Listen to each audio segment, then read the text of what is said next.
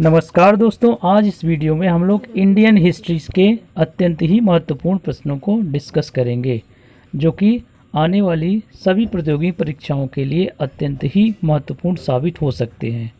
तो चलिए शुरू करते हैं। वैदिक साहित्य के अंतर्गत आने वाले निम्नलिखित ग्रंथों में कौन बेमेल है? स्मृतियाँ, वेद, उपनिषद, आरण्यक। तो इसका सही जवाब हो जाएगा ऑप्शन क, स्मृतियाँ।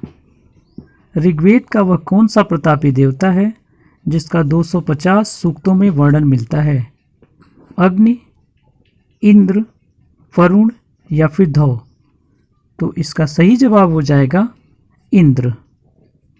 चलते हैं अगले क्वेश्चन की तरफ। ऋग्वैदिक काल में विनिमय के माध्यम के रूप में किसका प्रयोग किया जाता था? अनाज, मुद्रा, गाय या फिर दासों का। तो फ्रेंड्स, इसका सही जवाब हो जाएगा गाय। ऑप्शन ग हमारा सही हो जाएगा। चलते हैं अगले की तरफ। ऋग्वैदिक युगीन नदी परुष्णवी का महत्व क्यों है? सर्वाधिक पवित्र नदी होने के कारण, दूसरा है ऋग्वेद में सबसे अधिक बार उल्लेख होने के कारण, तीसरा है दासराग युद्ध के कारण, या फिर उपरोक्त सभी। तो इसका सही जवाब हो जाएगा दासराग युद्ध के कारण। चलते हैं नेक्स्ट क्वेश्चन की तरफ। ऋग्वेद में निम्नलिखित में से किसका उल्लेख नहीं मिलता है? कृष, यव या फिर ब्री या कपास का। तो ऋग्वेद में जिसका उल्लेख नहीं मिलता है वह है कपास। ऑप्शन घ हमारा सही हो जाएगा। चलते हैं नेक्स्ट क्वेश्चन की तरफ। ऋग्वेद के 10वें मंडल में किसका उल्लेख पहली बार मिलता है? योद्धा, ख है हमारा पुरोहित, ग शूद्र या चांडाल का। तो फ्रेंड्स, इसका सही जवाब हो जाएगा शूद्र का। चलते हैं नेक्स्ट क्वेश्चन की तरफ। ऋग्वेद में उल्लिखित कुल करीब 25 नदियों में सर्वाधिक महत्वपूर्ण नदी कौन है? गंगा, सरस्वती, सिंधु या फिर यमुना।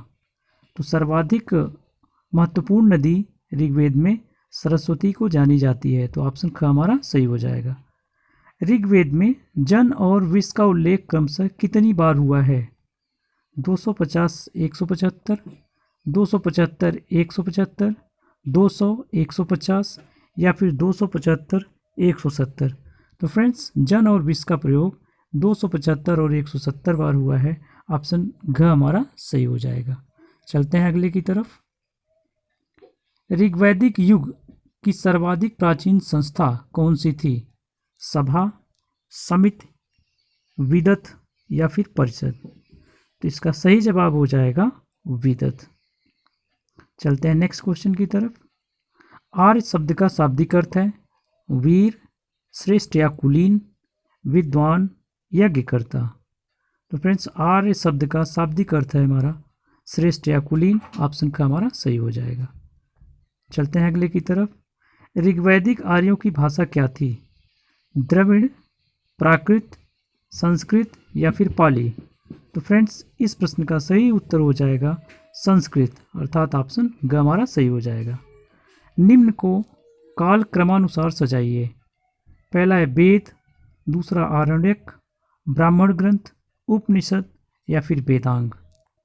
तो सही काल क्रम के अनुसार इसका सही हो जाएगा हमारा 1 आएगा पहले, इसके बाद 3, फिर 2, 4, 5, 1, 3, 2, 4, 5। ऑप्शन का हमारा सही हो जाएगा। चलते हैं अगले की तरफ। ऋग्वैदिक काल में समाज का स्वरूप किस प्रकार का था? पितृसत्तात्मक, मातृसत्तात्मक, क एवं ख दोनों, केवल क। तो फ्रेंड्स, इसका सही जवाब हो जाएगा पितृसत्तात्मक। ऑप्शन क हमारा सही हो जाएगा। चलते हैं नेक्स्ट क्वेश्चन की तरफ। वैदिक कालीन लोगों ने सर्वप्रथम किस धातु का प्रयोग किया? लोहा, कांसा, तांबा या फिर सोना। तो इस प्रश्न का सही उत्तर हो जाएगा ऑप्शन ग, तांबा। चलते हैं अगले की तरफ। हल संबंधी अनुष्ठान का पहला व्याख्यात्मक वर्णन कहाँ से मिलता है?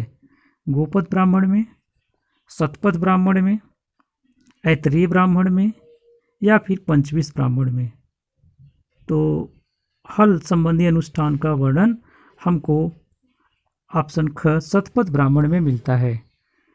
किस वेद की रचना गद्य एवं पद्य दोनों में की गई है? ऋग्वेद, सामवेद, यजुर्वेद या फिर अथर्ववेद की? तो फ्रेंड्स, इस प्रश्न का सही जवाब हो जाएगा ऑप्शन ग यजुर्वेद की। चलते हैं अगले क्वेश्चन की तरफ। वेदांत किसे कहते हैं? वेदों को, आरण्यकों को, ब्राह्मण ग्रंथों को, उपनिषदों को? तो फ्रेंड्स, जो वेदांत होते हैं वह उपनिषदों को कहते हैं, तो ऑप्शन का हमारा सही हो जाएगा। अस्तो माँ सद्गमय कहाँ से लिया गया है? ऋग्वेद, सामवेद, यजुर्वेद या फिर अथर्ववेद से? तो फ्रेंड्स, अस्तो माँ सद्गमय ऋग्वेद से लिया गया है, ऑप्शन का हमारा सही हो जाएगा। चलते हैं अगले की तरफ। किस उपनिषद को बुद्ध से भी प्राचीन माना जाता है? कठोपनिषद, छांदोग्योपनिषद, बृहदारण्यकोपनिषद या फिर मुंडकोपनिषद? तो फ्रेंड्स, इसका सही जवाब हो जाएगा हमारा कठोपनिषद। अगले क्वेश्चन की तरफ देखते हैं। उत्तर वैदिक काल के महत्वपूर्ण देवता कौन थे? रुद्र, विष्णु, प्रजापति या फिर पूषण? तो इसका सही जवाब हो जाएगा हमारा ऑप्शन ग प्रजापति। बहुत बहुत धन्यवाद।